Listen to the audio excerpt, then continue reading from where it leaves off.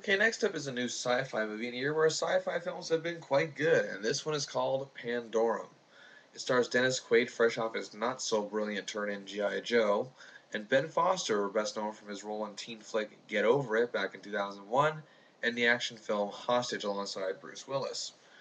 This is a very interesting film that could have been smart and maybe even brilliant due to its concept. That said, however, the screenplay is not good at all, and poor Quaid and Foster, as hard as they try, just can't seem to save it. Now, the film is directed by Christian Elvert, a very good director of suspense type films, and it looked like it had the right goal going into this film.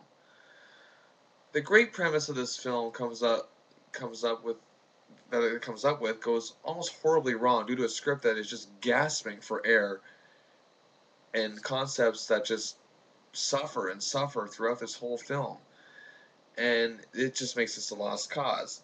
This film is about a mission in space to colonize, or at least that's how it begins, to colonize a new planet after Earth runs out of room. Sound familiar? Maybe a little bit, yes. Maybe it's just a spin on old sci-fi plots. But in the right hands, it could be something, and since I knew Alfred was directing this film going into it, I had very high hopes.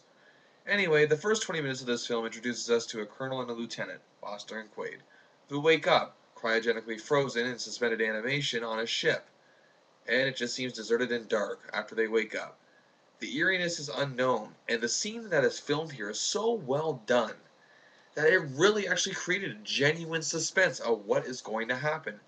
Always the eeriness of the unknown has always been an effective aspect in many films like this, and I was in the first 20 minutes I was thinking this is going to be something.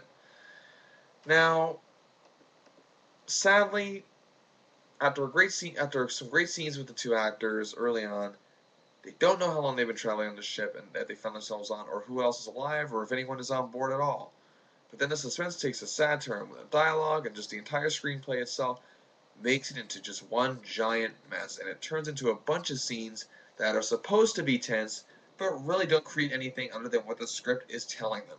Rather than letting the characters and the situations themselves tell a story, they just create situations out of thin air that are just there to try to create some sort of suspense, some sort of thriller, but it doesn't work. Sadly, if I ever think of this movie again, I'll always think what could have been. And what could have been was a smart film with two good actors, but it just isn't that, sadly. So, for all that, Pandorum gets 2 stars out of 5.